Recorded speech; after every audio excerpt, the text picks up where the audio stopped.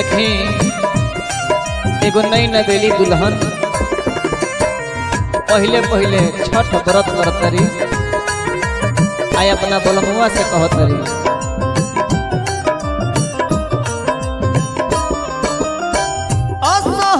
परब सैया छठ के बरतिया दिहे मैया लाला ना के सुख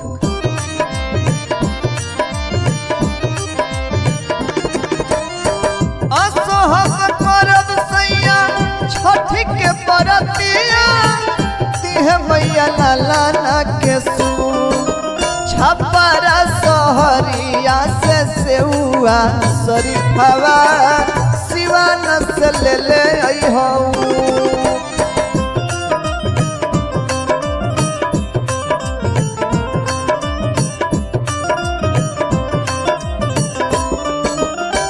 असोहब करब सैया छठ के बरतिया दिहे मैया लाला ना के सुख छपरा सहरिया से सेउआ शरीफवा सिवान से ले आई हो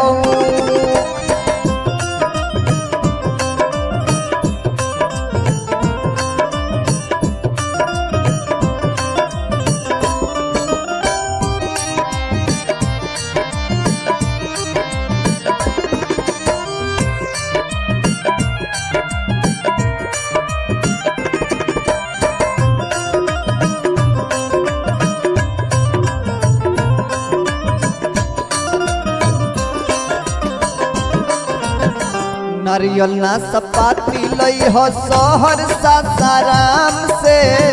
दोनों बेरा अर्घ दे हम सुबह और शाम के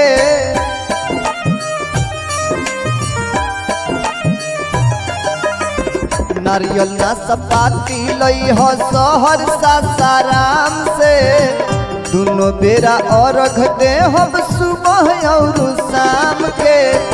पान के पतैया पटना से लई हो तनपुर से दौड़ा औरी सू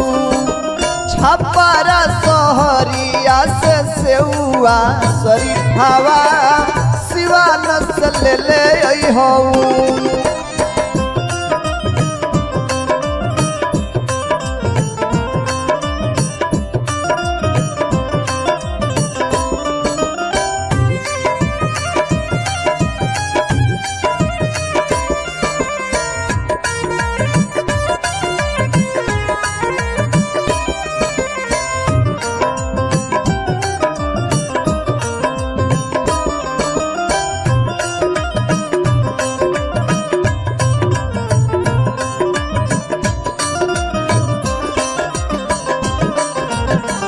सोनपुर से नुरा लई हो केला हाजीपुर से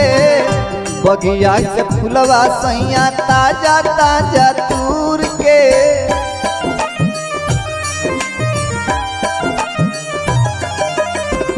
सोनपुर से नुरा लई हो केला हाजीपुर से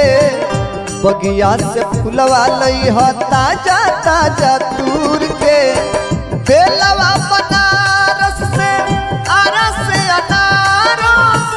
देखी हो कहीं जाए नहीं छू छपरा सहरिया से सेउआ शरीफवा सिवान से ले आई हो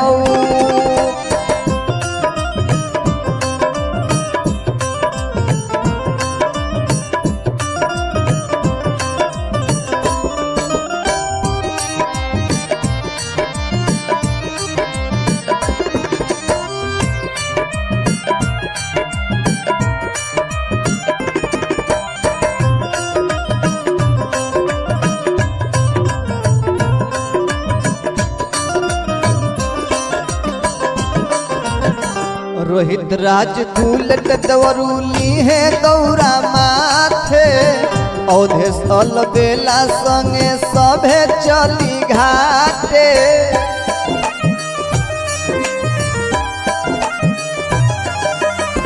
रोहित राज फूलट दवरूली है गौरा माथे